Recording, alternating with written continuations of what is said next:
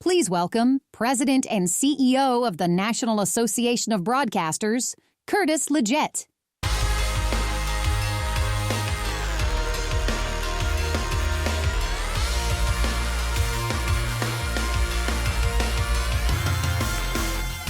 Good morning and welcome to the We Are Broadcasters celebration. It is great to be with you as we celebrate the talent, creativity, and leadership that power this industry and the vital role local television and radio broadcasters play in communities across the country. Every day, local broadcasters show up for the towns, cities, and neighborhoods we serve, delivering trusted news, critical emergency information, and the entertainment and connection that bring our communities together. From the smallest markets to the largest cities, local broadcasters continue to innovate, adapt, and lead. As our nation prepares to mark America's 250th anniversary, it's worth reflecting on the essential role broadcasters play in telling our national story, connecting Americans to their communities, each other, and the moments that define us. This morning, we're proud to present several honors that reflect the very best of what this industry has to offer. We'll begin with the Library of American Broadcasting Foundation Insight Award, recognizing Mo Rocca, a journalist whose work has brought intelligence and humanity to stories that span politics, culture, and history. We'll present the NAB Engineering Achievement Awards for radio to Burt Goldman and television to Harvey Arnold, honoring those innovators whose technical excellence is shaping a smarter, stronger, and more resilient broadcast future. And we'll recognize this year's NAB Digital Leadership Award recipient, Mike Rossellini, whose work is defining what's possible in the digital space. We also look forward to presenting the NAB Television Chairman's Award to Nate Bargatze, one of the most beloved entertainers in the country, followed by a conversation between Nate and NAB Executive Vice President of Industry Affairs and Innovation, April Carty-Sip. I also want to thank our sponsor, Xperi, for their tremendous support and for making this program possible.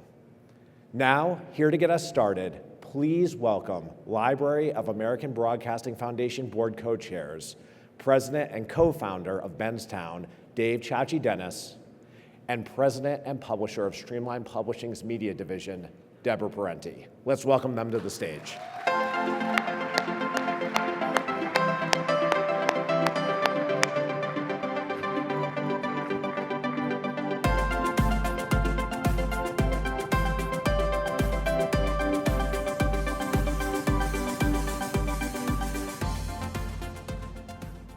Thank you, Curtis. Chachi and I are proud to be here to introduce the Library of American Broadcasting Foundation's Insight Award. Now in its 5th year, the Insight Award recognizes an individual or organization whose work deepens public understanding of the role, impact, and evolution of media.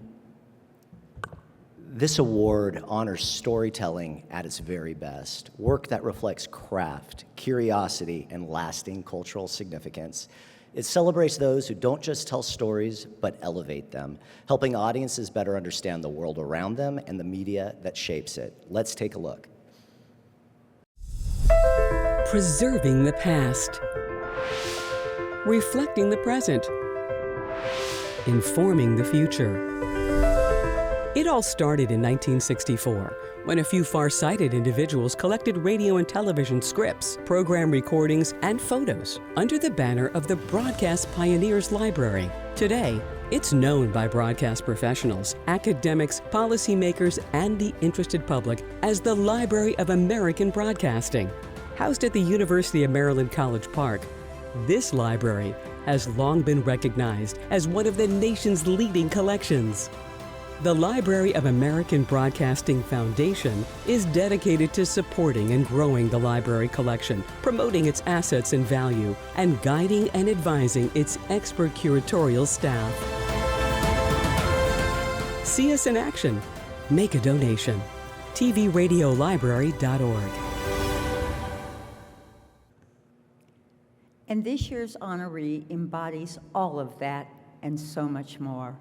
Mo Rocca has built a remarkable career defined by intelligence, curiosity, and versatility. Over the years, he's worn many hats: journalist, humorist, historian, commentator, author, actor, and host. Sometimes serious, sometimes funny, and often both at once. As a correspondent for CBS Morning, he brings thoughtfulness and humanity to every story, whether he's exploring history, culture, politics, or the people and moments that are so often overlooked. His work is as engaging as it is insightful. From interviews at the highest levels, including with Pope Francis, to profiles of cultural icons and deep dives into American history, Mo has a unique ability to make complex ideas accessible, meaningful, and memorable, and he does that with a voice that is distinctly his own. Smart, warm, and often infused with a sense of humor that invites audiences in. He has brought that same voice to so many different spaces, from sharp political satire and commentary, to theater and performance, to thoughtful long-form storytelling that informs as much as it entertains. Few people move as seamlessly between the profound and the playful. Beyond television, his storytelling extends across platforms, from podcasting to best-selling books that celebrate lives and stories worth remembering. Let's learn more. This has already been said, but please join us in congratulating the recipient of the 2026 LABF Insight Award winner, Mo Rocca.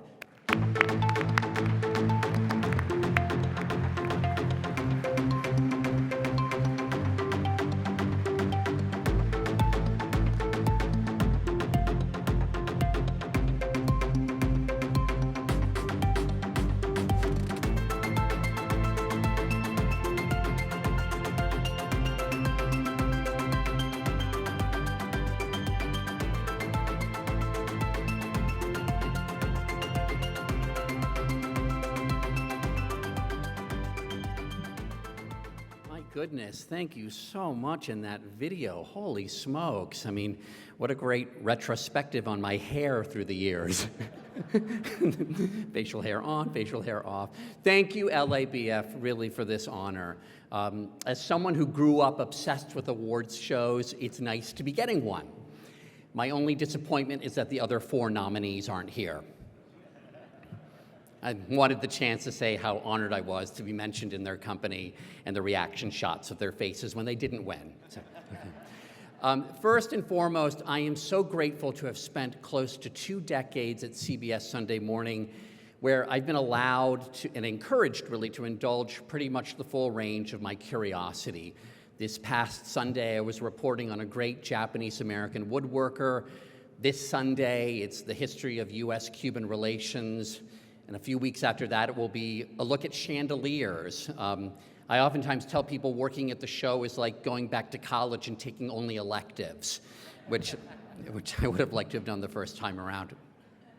I work with producers and editors who care deeply about their work, and under the leadership and mentorship of executive producer Rand Morrison.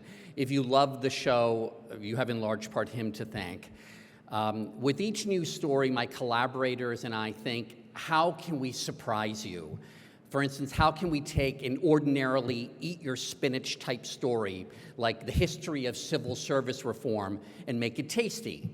Conversely, how can we take a story about a Broadway revival of the musical Cats, something that might sound like empty calories, and make it filling, give it some meaning? I've always felt a compulsion to tell stories, starting in elementary school when I'd come in and summarize for my classmates the plot of the episode of Dallas that I'd seen the night before. I was doing recaps before they were a thing. So, from the beginning of my career in television, I've had this urge to tell history stories. Maybe it's because I grew up with older parents, but I grew up with a special sense of wonder about the past. Hearing my father describe his Depression-era, yet idyllic childhood in the factory town of Leominster, Massachusetts. Hearing my mother talk much more mysteriously about her itinerant girlhood in a faraway land called Colombia. Every story she told was sort of shrouded in a mist. I grew up in Maryland, just outside of D.C., And I remember my father reading both the Washington Post and the long ago Washington Star, gushing about how his favorite section of the paper was the obits. I think he loved the drama, the romance, the sweep of a life well told. A great obit is not about someone's death, it's about someone's life. And I inherited his appreciation for personal stories. I'm the guy who pulls over to the side of the road to read historic markers, to know what happened in any given spot, to know who lived and died there before me. And I think in uncertain times, stories about the past can make the ground feel a little steadier, a little firmer. They can help us understand the other.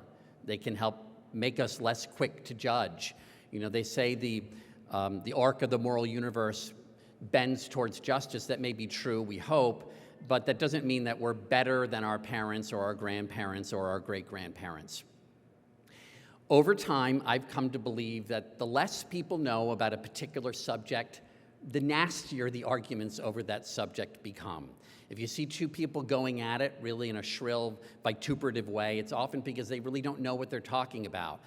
My hope is that with every story I do is I leave the audience knowing more, just a little bit more than they did before, and eager to learn more. Enthusiasm and curiosity are contagious. When I was promoting my Mobituaries book that was alluded to, mentioned in that wonderful video, I was asked what I want the crucial first line of my obituary to be. Here it is. Mo Rocca, comma, who made people interested in things they didn't expect to be interested in, comma, died today, period. He was 135. Thank you.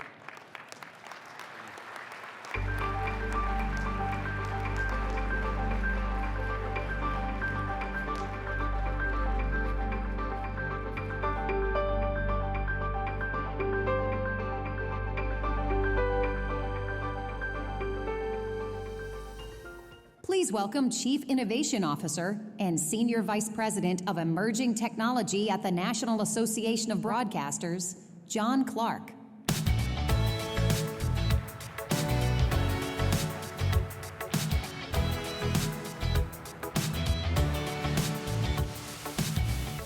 Good morning. It's a privilege to recognize the innovators who are shaping the future of radio and television.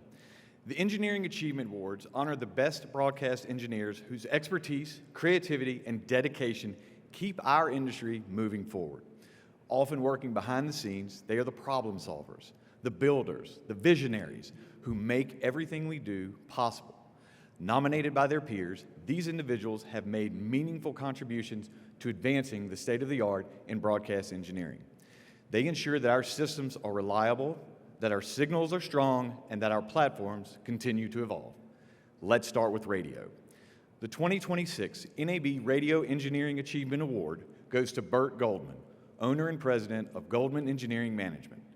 A nationally respected expert in AM and FM analysis, Bert has helped broadcasters improve performance, expand coverage, and navigate complex FCC regulations.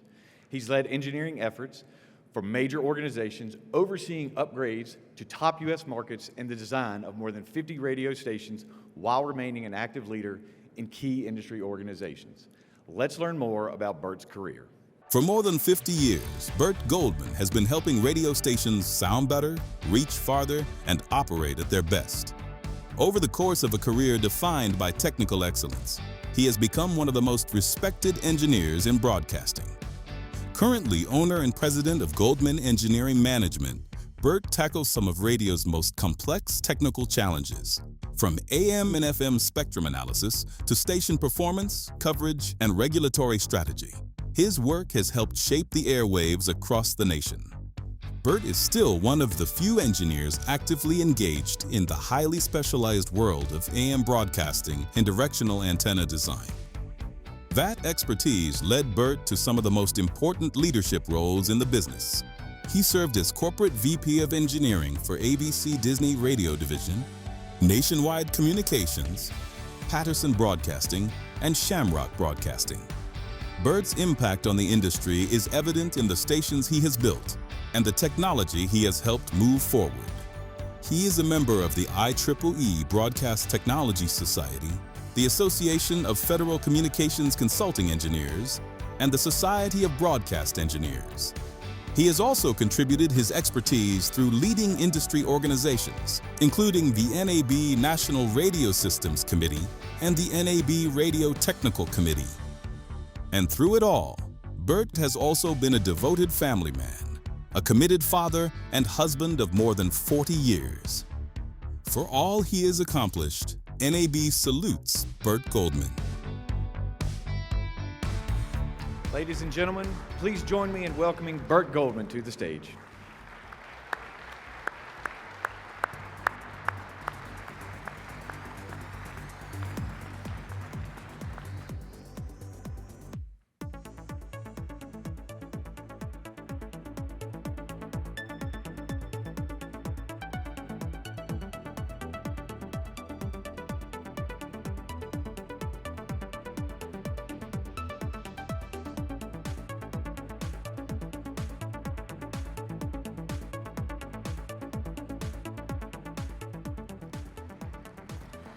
Thank you, John, Curtis, and everyone at the NAB for this incredible honor. It's been a great 52 years working in radio. My first 15 years were hands-on, fixing, wiring, and building. And the next 15 were a lot like the first, but more time spent working with people and spreadsheets and managers. And the last 20 years have been rewarding and consulting, taking what I learned from the first 30 years, developing new ideas, and helping clients improve their stations. Over the past 5 decades, whatever success I've had hasn't come from going it alone, quite the opposite. I learned early on that the smartest thing you can do is surround yourself with great people, because they're the ones that make you better. I've been incredibly fortunate to work alongside some of the best engineers, broadcasters, and innovators in our industry, and I share this award with all of them. If I named all the names, we'd be for hours, and I'd still miss some. And a lot of them are in this room. Thank you for coming. I also want to recognize someone who had a profound impact on my journey, my mentor, Bill Clark of Shamrock Broadcasting. Bill had a gift for seeing potential in people before they saw it in themselves, and his guidance shaped not only my career, but the way I approach leadership and teamwork to this day.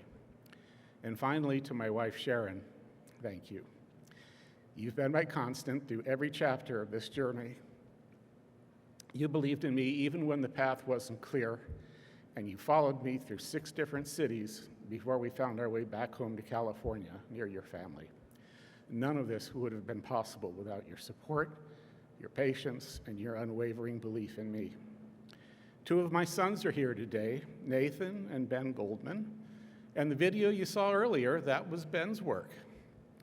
I'm deeply honored by this recognition for the National Association of Broadcasters and grateful to be part of this industry. Thank you.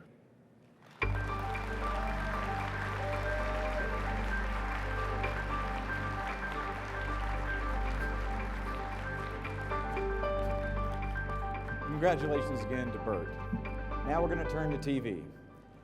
I'm pleased to present the 2026 NAB Television Engineering Achievement Award to Harvey Arnold, Senior Vice President of Engineering for Sinclair Broadcast Group. Since joining Sinclair in 1998, Harvey has led transmission engineering across its television stations, playing a key role in advancing the transition to ATSC 3.0 and helping develop the broadcast positioning system. He also spent nearly 2 decades with North Carolina Public Television, expanding one of the nation's largest statewide networks and contributing to the early rollout of digital television in the U.S. Let's learn more about Harvey's contributions to the industry. Harvey Arnold has spent over 4 decades helping to shape the future of television broadcasting in America. As Senior Vice President of Engineering for Sinclair Broadcast Group, Harvey has guided one of the nation's largest broadcast companies through its most significant technical transformations, the transition from analog to the digital age and to the current ATSC 3.0 transition. Harvey began his broadcast engineering career in college at the University of Wisconsin, Green Bay, where in the 70s he helped build an FM radio station. Before joining Sinclair in 1998, Harvey spent 17 years with North Carolina Public Television, managing and expanding the engineering and transmission operations of one of the nation's largest statewide public television networks. At Sinclair, Harvey led the modernization of the company's RF facilities, leveraging the FCC Channel Repack program to replace aging tube transmitters with efficient solid-state systems, a complex, nationwide effort that required exceptional vision and leadership. Harvey has been active in the creation of the ATSC 3.0 Next-Gen TV standard and is also at the forefront in developing the Broadcast Positioning System, BPS, a new ATSC-3-based technology that can serve as a critical terrestrial backup to GPS. Harvey is a SMPTE Fellow, a member of SBE, AFCCE, IEEE, and has a broadcast studio named in his honor at University of Wisconsin, Green Bay. For all he has accomplished, NAB salutes Harvey Arnold. Please join me in congratulating Harvey Arnold.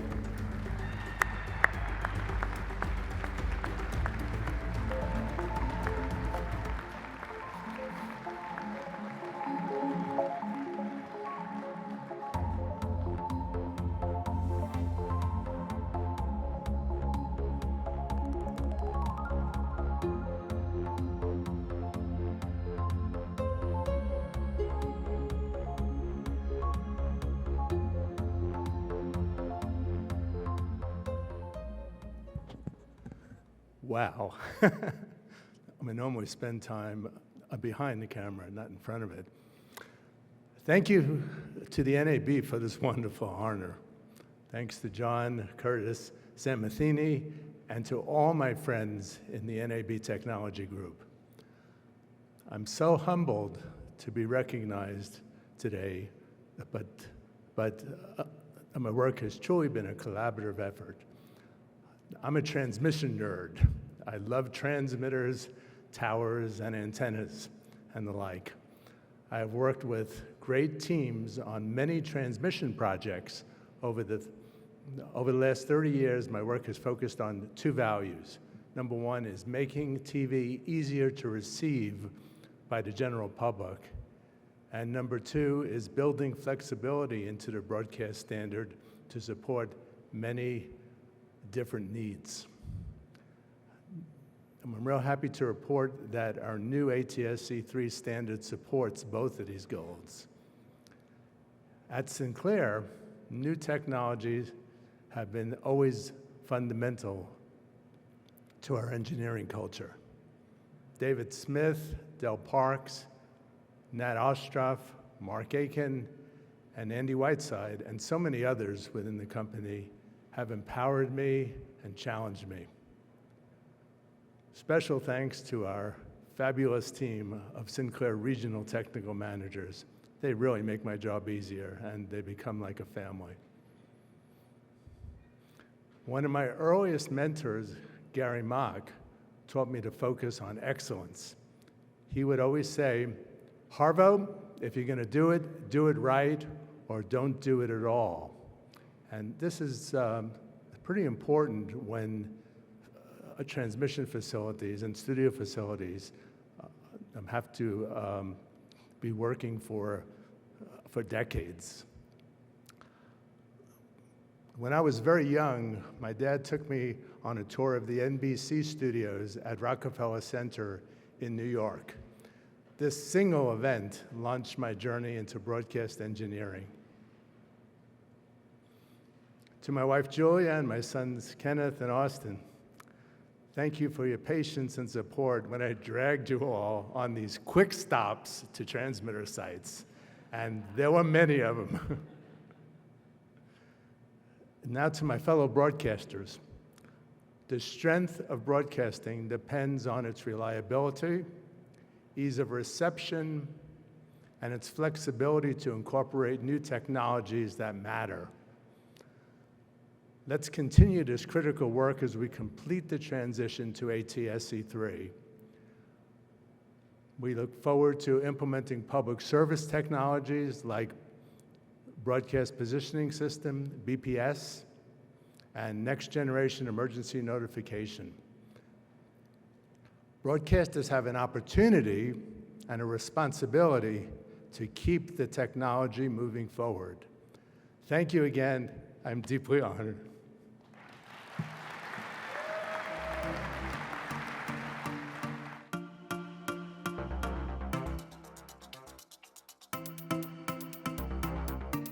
Congratulations again to Bert and to Harvey. The NAB Digital Leadership Award recognizes an individual who's had a significant leadership role in the digital success of a broadcast business, leveraging new and emerging technologies. This year, we're thrilled to honor Mike Rossellini, Senior Vice President of Digital Services for Hearst Television. Mike has had a transformative impact on local television's digital evolution. In his role, he leads the teams behind Hearst digital products, from station websites and mobile apps to streaming platforms, reimagining how local content reaches and connects with audiences everywhere. He has guided major product redesigns, modernized technology across the company, and led the creation of in-house applications that are helping power Hearst's future. Since joining Hearst in 2008, Mike has helped build its digital foundation from the ground up. He continues to push the industry forward with a vision for what's next. Let's take a look at Mike's work. Since joining Hearst Television in 2008, Michael Rossellini has been at the forefront of transforming local broadcast television into a thriving multi-platform media business. Over nearly 2 decades, he has grown from Director of Digital Product Development to Senior Vice President of Digital Services, leading a global team of over 50 product and program managers, engineers, designers, and operations professionals. Michael's digital footprint is substantial. His team oversees Hearst Television's digital products on the web and mobile environments, which collectively reach more than 40 million U.S. consumers each month. Under his leadership, those digital products span 5 engineering disciplines: full-stack web, DevOps, mobile, OTT, and connected TV applications, and AI, ML-powered tools for news gathering and content personalization. Michael helped lead the digital launch of Very Local, Hearst Television's local news and lifestyle application for connected TV and mobile users, which has expanded with its titles now available on nearly every streaming platform and localized fast channels across multiple services. Michael is also a committed industry leader, serving as chair of the NAB Digital Officers Committee and as a board member of Pearl TV, advancing the industry's next-gen TV efforts. An alumnus of the Hearst Management Institute, he is an active mentor to colleagues across the organization. For all he has accomplished, NAB salutes Michael Rossellini.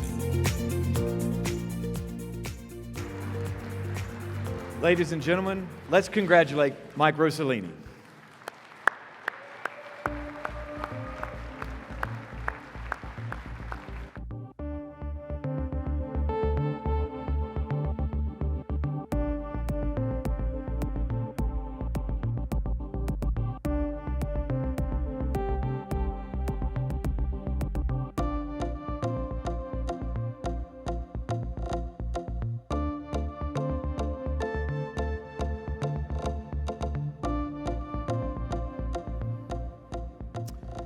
Thank you. I'm truly honored, and I want to thank the NAB, not just for this recognition, but for everything you do for the industry.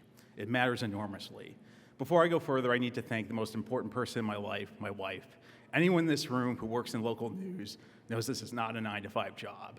Through every after-hours item, over 20 years of marriage, Jen has been my partner, my anchor, and my biggest champion. Thank you for your patience and your unwavering support. I want to recognize the incredible team at Hearst Television. When I came to Hearst in 2008, I had no idea the journey we'd go on. From standing up our first digital products, to launching Very Local, to deploying AI responsibly, none of that happens without the talented people who believe in what we're building.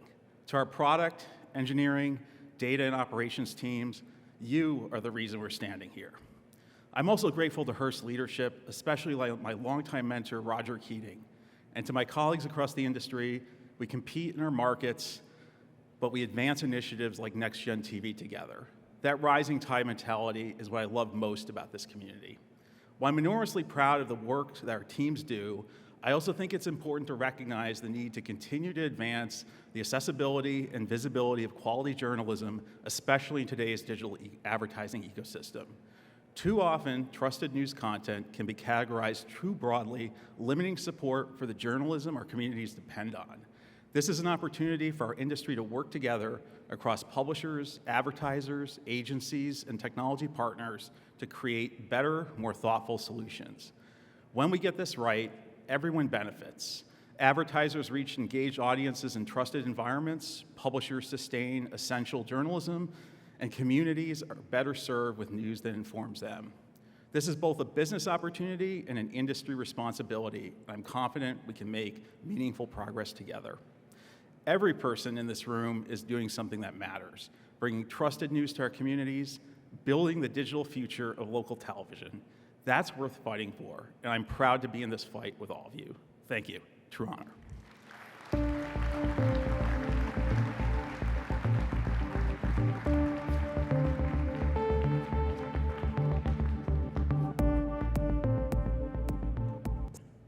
Please welcome Executive Vice President, Hearst Television, and NAB Television Board Chair, Nick Radzul.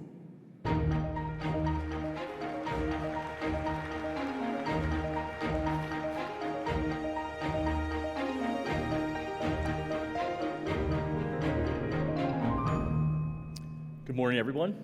It's my honor to introduce the NAB Television Chairman's Award, which recognizes individuals who have not only excelled in their respective art disciplines, but have also redefined them.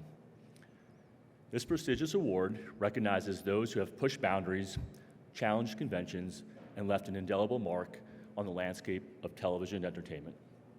Past recipients include icons like Kelsey Grammer, Sterling K. Brown, and Jennifer Hudson, to name a few. Today's honoree is, by almost every measurable standard, the hottest comedian on the planet right now. He's the #1 grossing comedian in the world, and his reach is only growing. From launching his own media entertainment company, Nateland Entertainment, to starring in his upcoming feature film, The Breadwinner, and creating and hosting a new network TV game show, he is expanding what comedy and broadcasting can look like across every platform. And he's done it all with style that's refreshingly original, thoughtful, relatable, and unmistakably his own.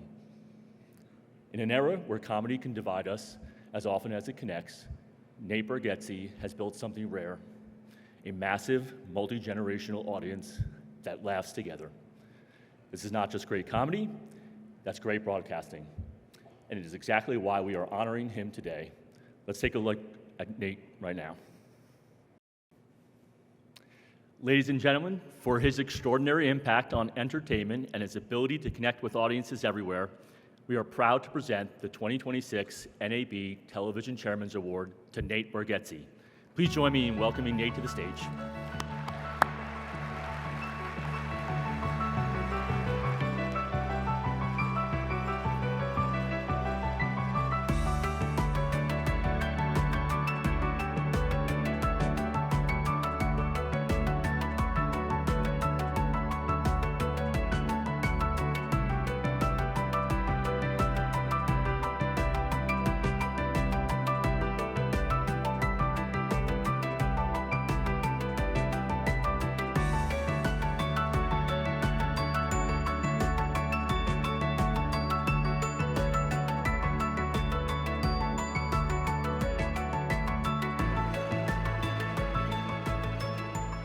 All right.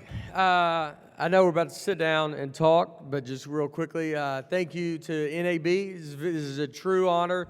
To Nick, Curtis, and April, ABC, NBC, CBS. These are all things that I've come up through in my career. Also my managers and agents at Brillstein and UTA, my team at Nateland Entertainment, and of course my family, my wife Laura and my daughter Harper, and thank you again to you guys. And we will talk right here, but thank you. It's an honor. Thank you. Congratulations, Nate, on this honor. And now we have a special treat for everybody. Nate's going to join us for a conversation with NAB Executive Vice President of Industry Affairs Innovation, April Carty-Sip. Thank you so much for being with us today, Nate. We're really honored, especially knowing you have been literally on a world tour since, I mean, years at this point, but for at least 6 months. My whole life. Yeah. It doesn't really stop. Everybody thinks it's like when you're coming up and stand up, like it's like music where it's like on and off tours, but it just kind of goes because you're just nowhere. So you just keep going. And then finally you kind of get to where you get to name a tour. But before that, you're just at comedy clubs. So I thought I would start off with how you start off at least every comedy special that I've seen you do, which is something that I love. It's bringing your daughter into it, Harper. I'd love to hear how you started that tradition and what that means for you as far as bringing her almost on the road with you. Yeah, her doing it, she does it on the specials. But it was just like trying to have, I wanted something that was included, it's a thing, me and her. It's fun. It'll be fun to look back and, as she'll do it this year. She's 13, and so she started when she was little, and then so it's just a fun thing, just a dad and a daughter getting to do something. She always said, "Please welcome my daddy," but I think that's over this year. I think it's dad. It's going to be dad. It's going to be a big switch. She wanted a dad last year, and I think my sister was like, "Come on, you got one more in you." But I think it's officially going to be dad. I love that. I love it. This is a room full of broadcasters, radio and television, and I understand that one of the ways that you got into comedy was from listening to a morning radio show. Yes, Bob and Tom. Bob and Tom? Yes. I read Water Meters before I got into comedy, so we listened to Bob and Tom. And Bob and Tom always had comedians on, and so they were really a great show for, showcasing comedians, which a lot of radio shows were. I mean, just the backbone of how comics sold tickets was radio shows. Even coming, like, as I came up and going through it, was, you wake up at 5 a.m., and go do a radio show, but it really, it was a part of that. And then, Sirius Radio is another one. Like before, I would almost say, like Sirius and the radio shows were a reason how you could get some ground where people would actually come buy tickets to see it. And, at this point in time, you've gone from meter reader to a world tour. And what I would say is, when I was watching and looking up research on you, you opened for Jimmy Fallon, or not, sorry, you opened for Chris Rock back in 2017. Yes. And then last year, you had Jimmy Fallon open for you at Madison Square Garden. Yes. So, and now, as we just heard a few minutes ago, you're on this world tour that is going to potentially break the Guinness Book of World Records. So I'd love to kind of hear about that. But for someone that's been touring for 20 years, how do you go from like the small arenas, when you're starting off, to the like large, I saw you at Capital One, 20,000 people. Like, what's that difference? It's wild. They're both very fun. I do a lot of shows here in Vegas, and so Vegas is like I'm at the Wynn, and it's a 1,300 seat theater. And those are all great. They're all great. I do love the arena shows where the big part is we're in the middle. Mm-hmm. The stage is in the middle. You got screens, and you can really play to the screens a lot. And just getting that many people in a room. With stand-up comedy, it's funny because it's still newish as an art form. Like as far as the way you see it now, and it's. So there's still so many. We ask people how many people have been to comedy show, like in the arenas. It's, a lot of people have never been, and I think stand-up has been, even though how great it's been, I think people are nervous about it, and it's either too dirty or they think they're going to get made fun of or all these kind of things. So getting to do it with these arenas is just hopefully introducing people to stand-up comedy, and then where they can go try to find other comics. And I think it's an art form that will be able to, as the future's getting crazy, I think it's going to be able to stand the test of time with that, because it's just a person talking to a crowd. And so you can't I don't know what AI can do to mess that up. I'm sure it can find something, but Well, when I saw you, your opening acts, you had 3 of them, which were also tremendous. They did do crowd work, and we were in a round. So that's also, it was kind of interesting to see how that process was in such a large space, and it was very cool. Yeah. I have a host in those shows because they're just so big. You kind of need some direction for the audience knows what's going on. Yeah, and he's from Philadelphia, which we'll get to right now, because people that know me know I'm from Philadelphia, and I try and work it into every interview. But dogs are a running thread throughout your stand-up, and I know you mentioned in your books and on your comedy, I've seen it several times. You've mentioned Sasha and Annie and Holly. Yes. And now you have Philly, Yes. who you rescued in Philadelphia. Your comedy is so specific, and universal, but it feels like you're talking to me. Like I said, I'm from Philadelphia. My dog's actually, one of my dogs' name is Holly too.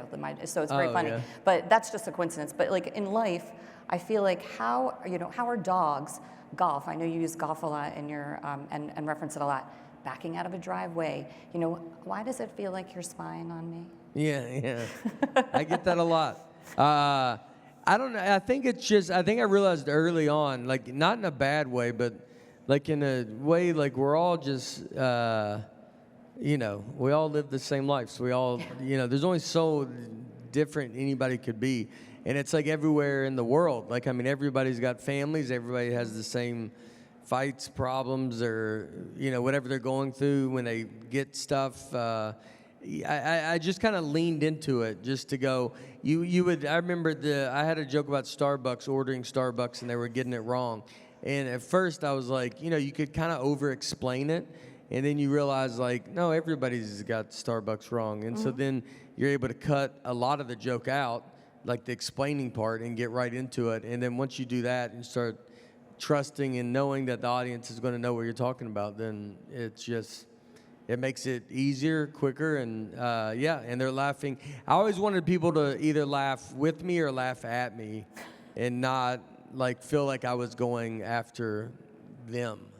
Yeah, very, very relatable comedy, and also in a room full of broadcasters, obviously there's lots of rules for over the air. So your comedy just really hits that space. Yeah, so I think that's actually a problem with stand-up now with young comics, is they do not have broadcasts, and they do not have any boundaries. And I've started. It's on YouTube, but it's. With ours, you have to. It's like TV. Like we have trying to build a farm system with comedians because they don't really have a way to go. They're either forced into social media, where they got to get followers. That's just all it's going to do is give you bad habits, and shock. You got to go after shock, or they go straight to Netflix. They go to these streamings where you can say whatever you want. And for creativity, I'm a big believer that you need those boundaries. That's why if you go any streaming platform, the biggest shows are shows from a broadcast. And I don't think that's a coincidence. I think that's just, broadcast is that important. You need rules. You need someone to sit there and tell you, dude, you can't say just whatever is on your mind. Be creative. And you can go do it on the road. I'm not telling you not to go do it.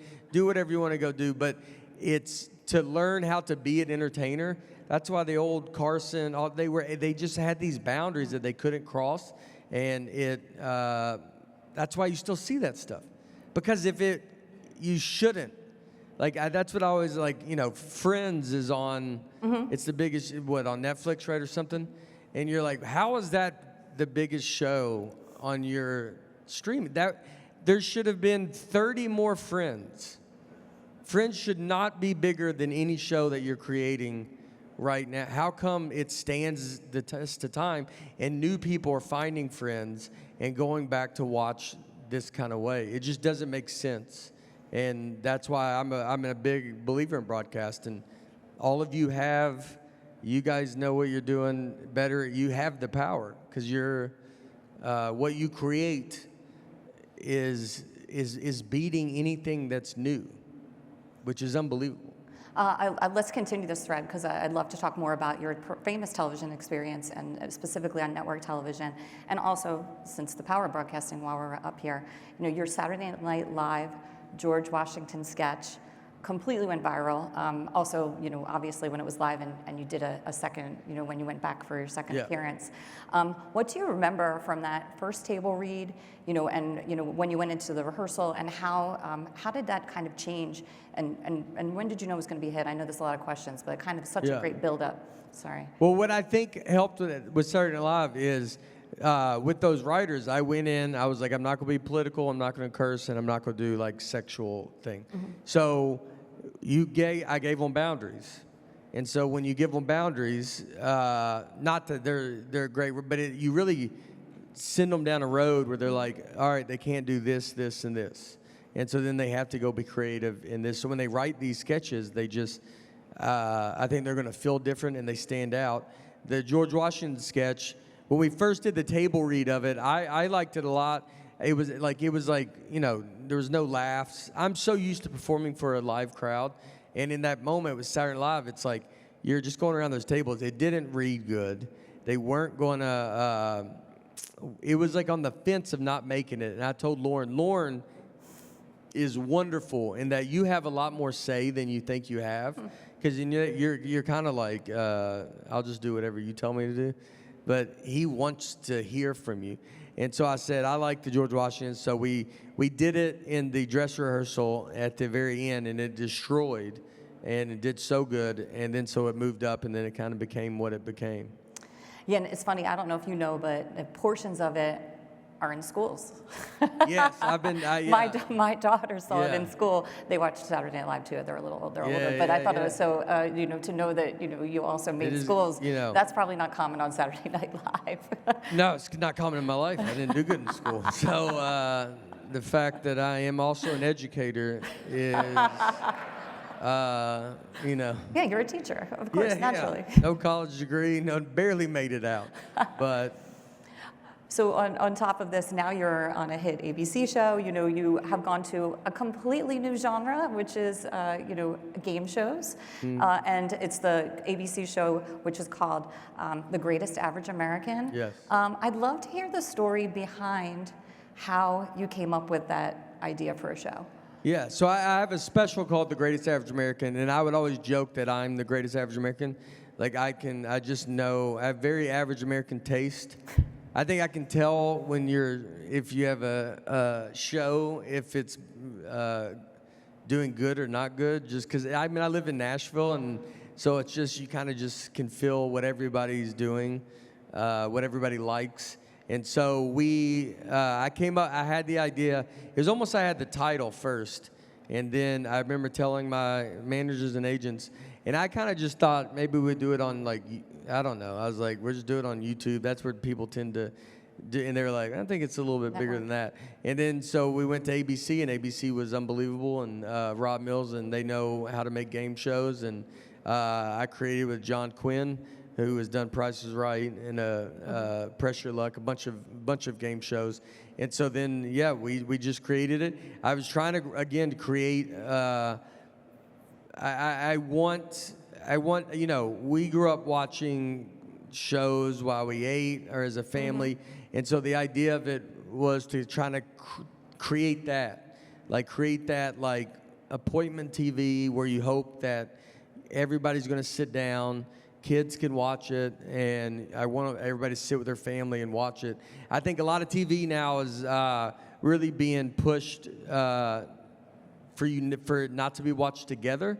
It's all like kind of individual, and so they're sending you down paths to where you're like, no one's really in a family going to want to watch one. It's hard to find a show that you can watch with everybody, and television plays a big part in that, where you can sit and you want to watch it with your kids, and you want to see your kids laugh, and you have those little moments, and you have conversations, and it's just little kind of things, and that impact a family. And so, the reason everything I make, I want your whole family to be able to come to it.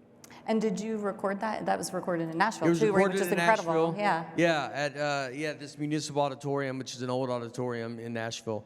But it was recorded there, and it just was.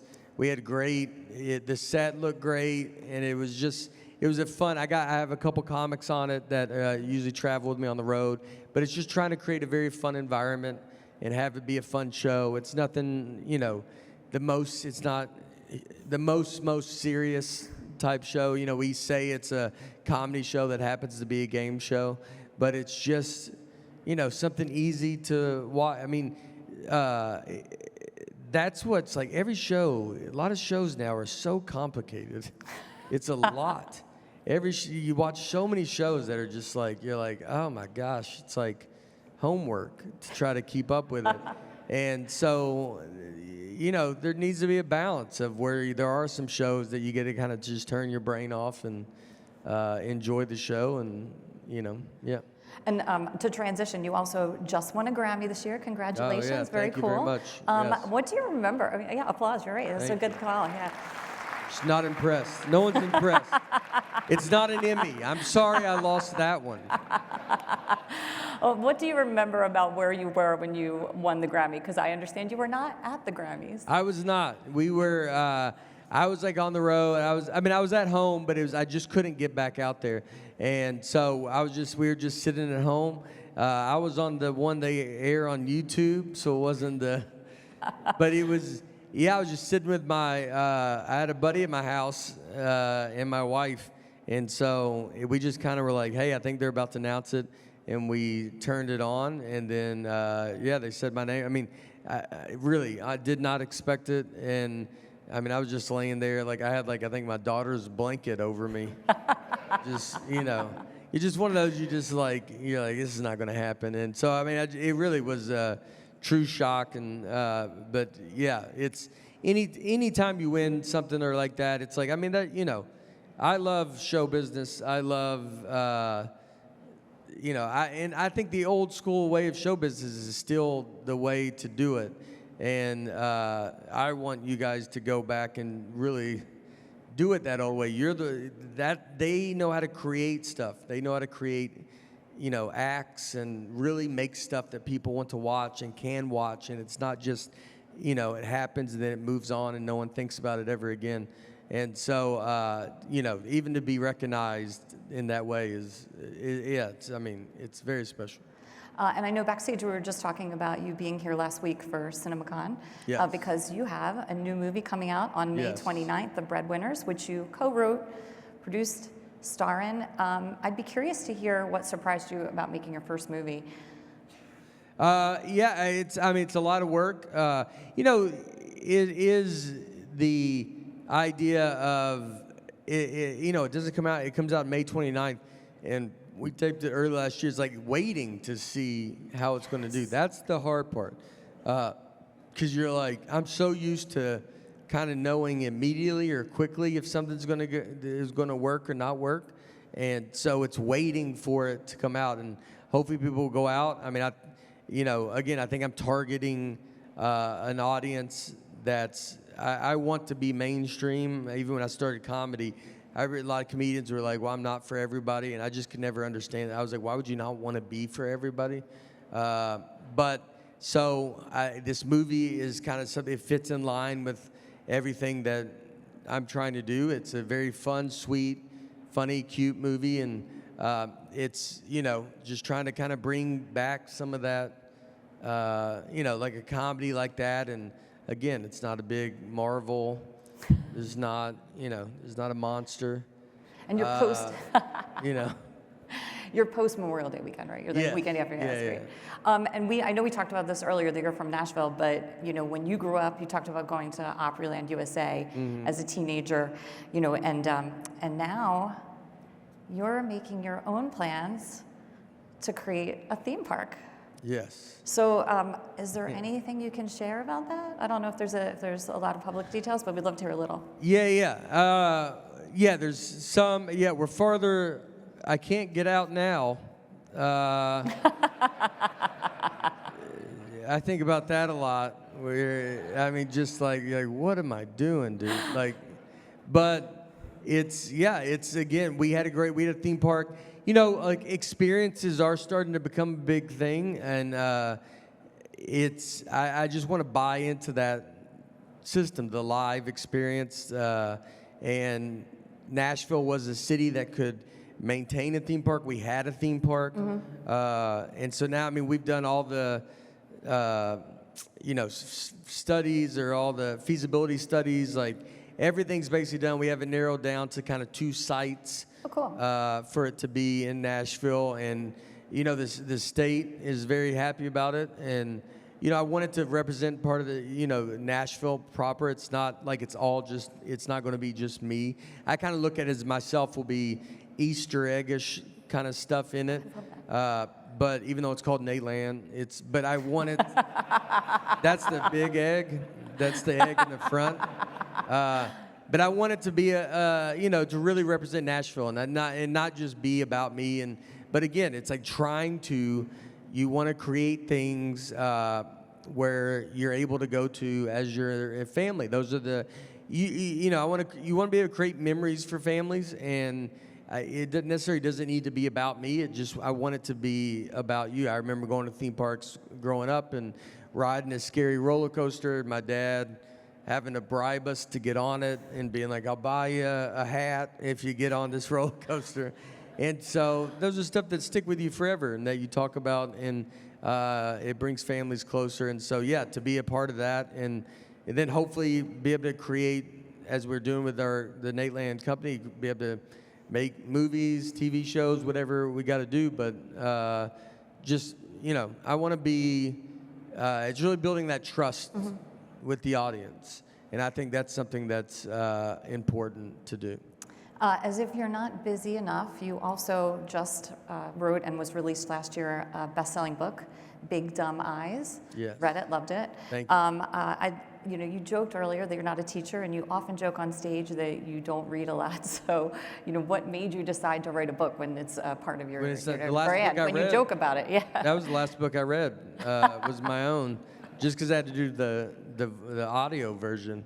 I actually listened to the audio version and simultaneously, and I love the blank pages. And I had trouble getting through it. We have blank pages in there because I had a joke about I think every book should have blank pages to give you a break. So I put the blank pages in there, but it was they approached me about it. It's something that's an easy read and whatever. And I right now I just feel that stuff is I feel called to do that. I feel it's like when I meet. I've just met so many people, and you can tell the weight of the world is heavy, and people just like even young people, like they come and there's just nothing for them to just go look at something that's not heavy for them or whatever it is. And so even writing this book is just supposed to be what it is, just a dumb, fun book that you can watch or you can listen to or read. You can watch it. I don't know. We haven't got there. We're going to make the movie of it. We'll at the end of the show, we have a way for a couple of you that are going to get a signed copy. So we'll hold tight till the end of the show. But I have one more question. But before I do that, I'm a crafter, and I made you a little mini version of your book. That's unbelievable. We'll put it there, and they can show it up close. Yes. But I thought it was kind of cool, so you can see. I thought you would like your own copy. You got it. And I have an extra in back, so if you could sign that for me, yes, that'd be great. Absolutely. That's that's unbelievable.